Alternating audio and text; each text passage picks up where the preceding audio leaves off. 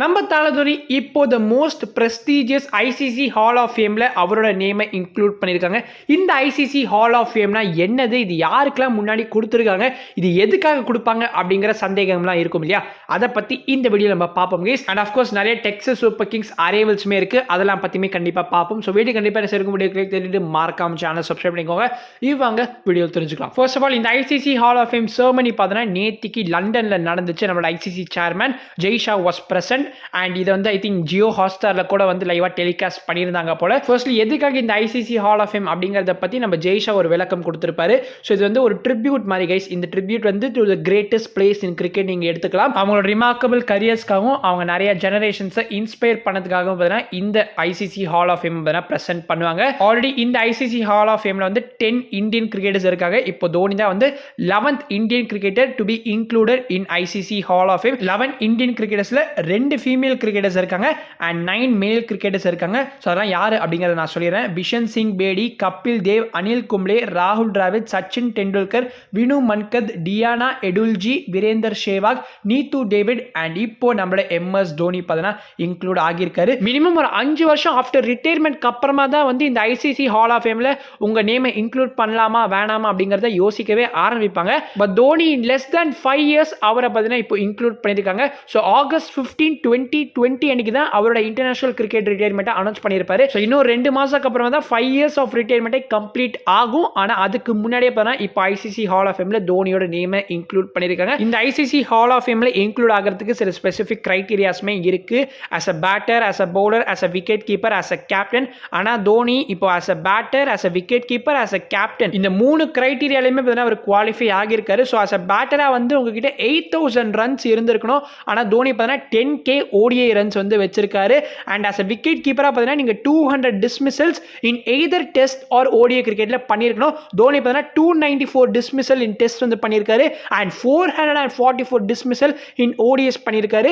Then as a கேப்டனாக பார்த்தீங்கன்னா நீங்கள் வந்து 25 டெஸ்ட் வந்து உங்களோட சைடை வந்து லீட் பண்ணியிருக்கணும். ஒரு 100 ODIs ப்ளே பண்ணி with win percentage of 50 or more வச்சிருக்கணும். தோனி பார்த்தீங்கன்னா 100 ODI கேம்ஸ்க்கு மேலே ப்ளே பண்ணியிருக்காரு அண்ட் அவரோட வின் பர்சன்டேஜ் பண்ண 55%. ஸோ யா இதனால தான் பார்த்தீங்கன்னா இப்போ தோனிக்கு இந்த ஐசிசி ஹால் ஆஃப் ஃபேம் வந்து கிடைச்சிருக்கு. நம்ம சிஎஸ்கேயோட ஃபார்மர் பிளேயர், டேஷிங் ஓப்பனர் ஹேடாஸ்மே பார்த்தீங்கன்னா ஐசிசி ஹால் ஆஃப் ஃபேமில் இன்க்ளூட் ஆகியிருக்காரு. அதுக்கப்புறம் Hashim Amla, Graeme Smith and Daniel வெட்டோரிலாம் கூட வந்து இன்க்ளூட் ஆகியிருக்குங்க. தோனிக்கு கண்டிப்பாக இன்ஃபார்ம் பண்ணியிருப்பாங்க. அவர் செர்மனி அட்டென்ட் பண்ணுறதுக்கு வந்திருக்கலாம். பிகாஸ் யாரெல்லாம் வந்து வின் பண்ணியிருக்காங்களோ அவங்களாம் பார்த்தீங்கன்னா வந்து ஸ்டேஜில் வந்து இருந்தாங்க எக்ஸப்ட் தோனி. நம்ம தலைவர் தான் உங்களுக்கு தெரியுமே கேஸ், அவர் ஜாலியாக வந்து இப்போ ஜார்க்கண்டில் வந்து பைக் ரைட்ஸ்லாம் என்ஜாய் பண்ணிட்டு இருக்காரு. பட் தோனி ஒரு சின்ன நோட் வந்து ஐசிசிக்கு சென்ட் பண்ணியிருக்காரு. அதில் அவர் என்ன சொல்லியிருக்காருன்னு பார்த்தீங்கன்னா, it is an honor to be named in the ICC Hall of Fame. என்னோட name alongside such all time greats இருக்கிறத நினைச்சு எனக்கு ரொம்ப சந்தோஷமா இருக்கு. It is something that I will cherish for ever அப்படின்னு சொல்லியிருக்காரு.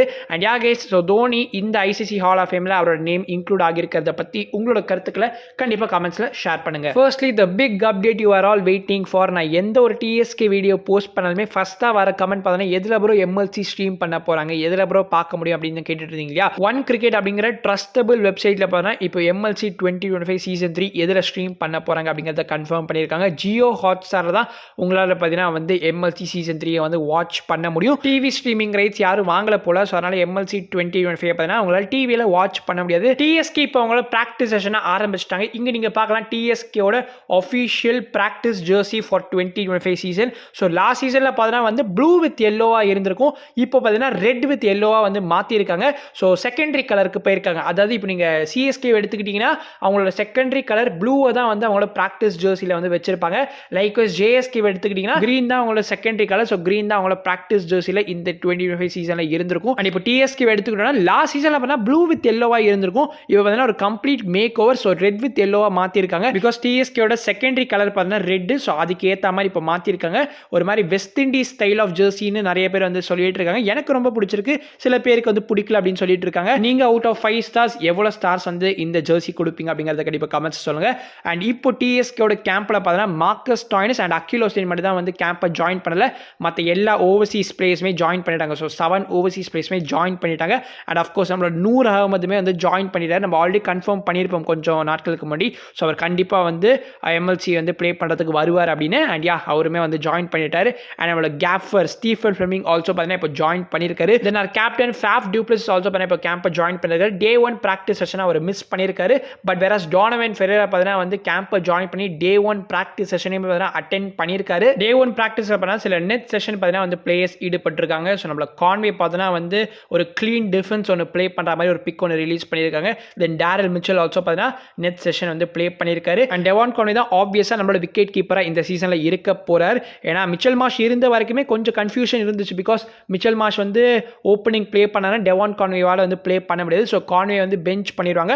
அப்போ விக்கெட் கீப்பராக வந்து டொமஸ்டிக் பிளேயர் ஜோஷுவா ட்ராமுக்கு தான் போவாங்கன்னு நினச்சோம். ஆனால் இப்போ மிச்சல் மார்ஷ் ரூல்ட் அவுட் ஆகியிருக்கிறதுனால ஸோ டெவான் கான்வேக்கு அந்த ஓப்பனிங் ஸ்பாட்டுமே கிடைக்கும். ஸோ அந்த ஓப்பனிங் ஸ்பாட் அவருக்கு கிடைக்கிற காரணத்தினால அவர் தான் வந்து நம்மளோட WK இந்த சீசனில் இருக்க போகிறாரு. So wicket keeping drills also பார்த்தீங்கன்னா நம்மளோட கான்வே ப்ராக்டிஸ் பண்ணியிருக்காரு. ப்ராக்டிஸ் செஷன் வீடியோலாம் TSK ரிலீஸ் பண்ணா அதெல்லாம் பற்றி அப்டேட் பண்ணலாமா வேணாமா அப்படிங்கிறத பற்றியுமே கமெண்ட்ஸில் கண்டிப்பாக மென்ஷன் பண்ணிட்டு போங்க. ஸோ அதை பேஸ் பண்ணி தான் என்னால் வந்து அப்கமிங் வீடியோஸ் வந்து பேச முடியும். அண்ட் யா கைஸ், இருந்த வீடியோ முடிச்சுக்கலாம். நான் உங்களை நெக்ஸ்ட் வீடியோ சந்திக்கிறேன். அது வரைக்கும் பீஷியஸ் பாய்.